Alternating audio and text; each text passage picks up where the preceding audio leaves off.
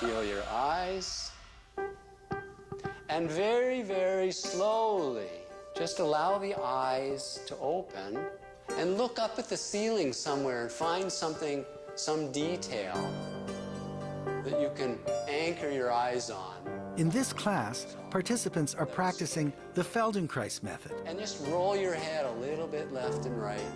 It's based on the fact that the mind, brain, and body always work together because neural pathways to and from the brain are spread throughout the body. To have relaxed eyes, what it feels like, and maintain that. Eventually, it becomes automatic. It's a technique designed by the late Moshe Feldenkrais that uses mental awareness of movement and touch sensation to help serious brain problems. Feldenkrais was one of the first people to realize that the brain is plastic and that the mind programs the brain. And he realized bodily movement always occur together, and that increasing our awareness of movement is the key to improving movement. Little Elizabeth Nathan-Schoen was born missing 1/3 of her cerebellum. Oh, you're a piece of chalk. Feldenkrais discovered that people who are missing that brain area, or who suffer from cerebral palsy or stroke, can lose or never develop brain circuits that allow them to move properly. Elizabeth, tell me about the condition you were born with. Well, condition I was born with called cerebellar hypoplasia basically means my cerebellum was underdeveloped. And as you know, the cerebellum controls movement, balance, coordination, a whole host of other things. So when I was born, I didn't have much muscle tone, I had no movement, no coordination, all of the things basically that the cerebellum has a hand in. But that has 80% of the neurons in the brain in it. That's a lot. So it's a lot. It is.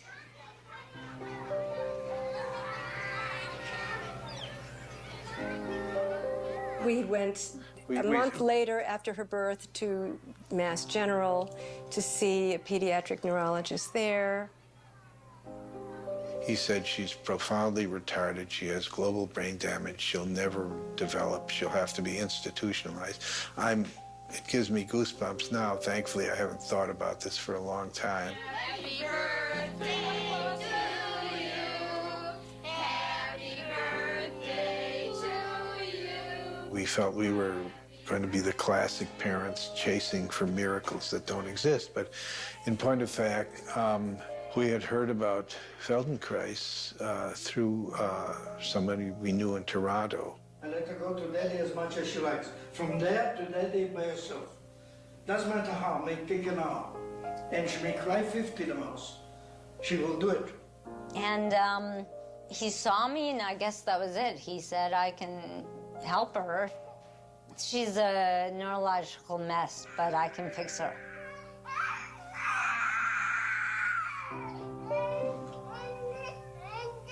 The way I like to think of it is that every movement I do, every movement I know was introduced by Feldenkrais. I didn't really have movement until he found me. Don't you worry, she will improve.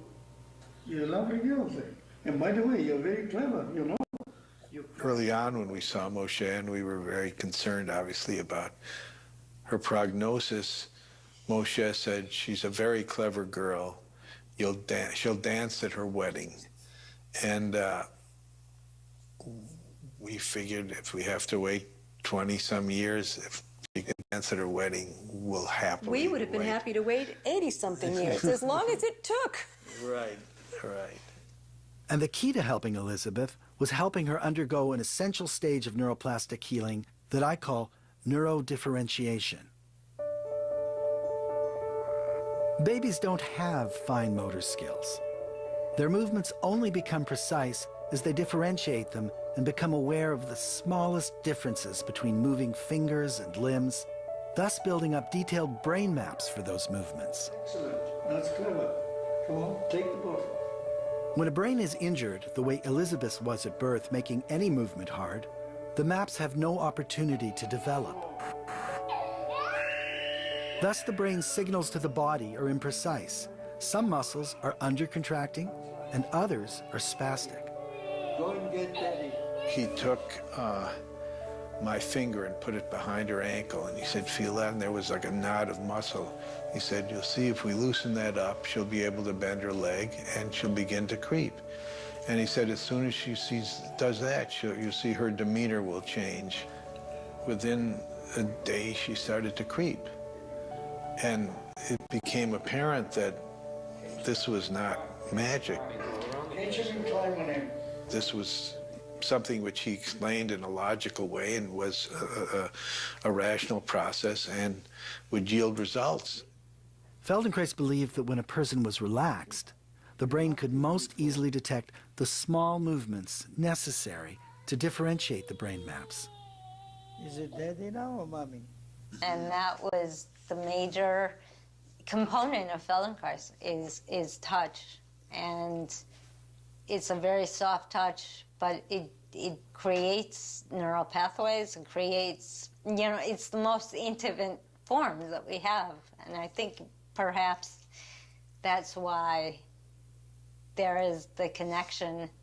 And maybe it's not such an intellectual connection as it is a somatic, emotional connection. Yeah, well, it's interesting. He thought that the mind and the brain and the body were an inseparable whole, and that when he was engaging people through the body, he was engaging brain and mind simultaneously. What Feldenkrais knew is that in order to get results, you have to have the body talk to the brain. Ready? Oh, good boy. Basically, he said there's incredible redundancy in the brain. So if one part isn't working, you can train another part to take over. We continued after Feldenkrais' death with Anat Baniel, who had been his assistant. And fortunately, she could continue what he started.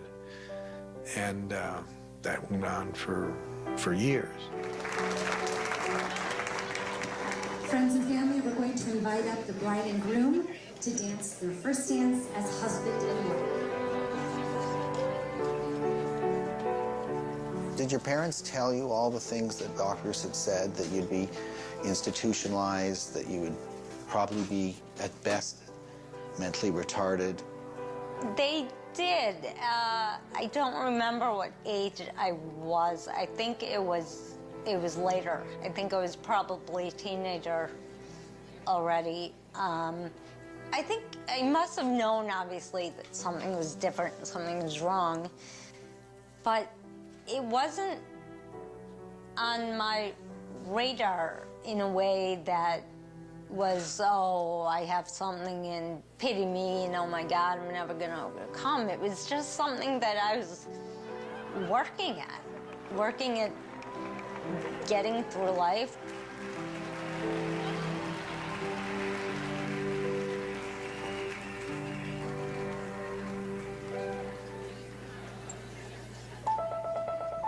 These are the stages of neuroplastic healing: addressing the health of brain cells, neurostimulating dormant pathways, modulating the noisy brain, and finally, differentiating the brain maps so that they can make the fine distinctions that they were meant to make. Oh, yeah. Nothing works for everyone.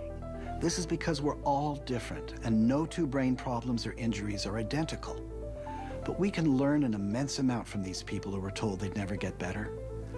The word healing comes from the Old English, halen, and it means not just cure, but to make whole again. It's about restoring lost functions. And when I think of the people we've just met, this is what they said happened to them. They almost to a person told me, I feel like I got my life back.